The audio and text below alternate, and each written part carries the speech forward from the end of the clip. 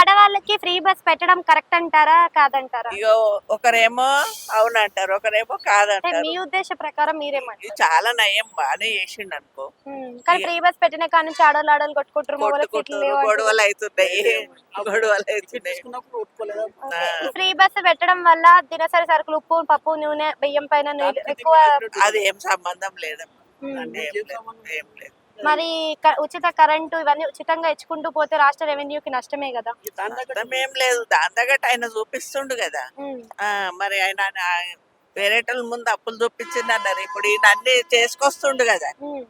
మరి అన్ని కావాలంటే కూడా ఒక్కసారి కావు కదా. ఉమ్. మా అంటే ఇప్పుడు సంవత్సరం కూడా కాలే కదా ఆయనకి. ఆ.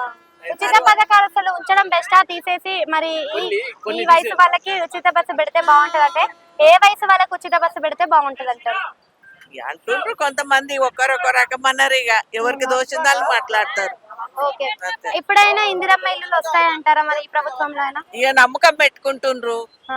ఇస్తారని నమ్మకం పెట్టుకుంటుండ్రు. ఆ. తర్వాత ఇక ఎట్లయితో తెలియదు, అది వచ్చినాక తెలుస్తుంది. కేసీఆర్ గవర్నమెంట్ లో చూసుకున్నట్టయితే మనకి పథకాలు అయితే చాలా తక్కువ, డెవలప్మెంట్ ఎక్కువ ఉంది కదా. ఇప్పుడైనా మరి ఈ గవర్నమెంట్ లో డెవలప్మెంట్ జరుగుతుందా, అట్లనే ఉంటది అంటారా? ఇక టైం ఉంది కదమ్మా, ఆయన వచ్చి ఎన్ని రోజులు అయితే లేదు కదా. Thank you.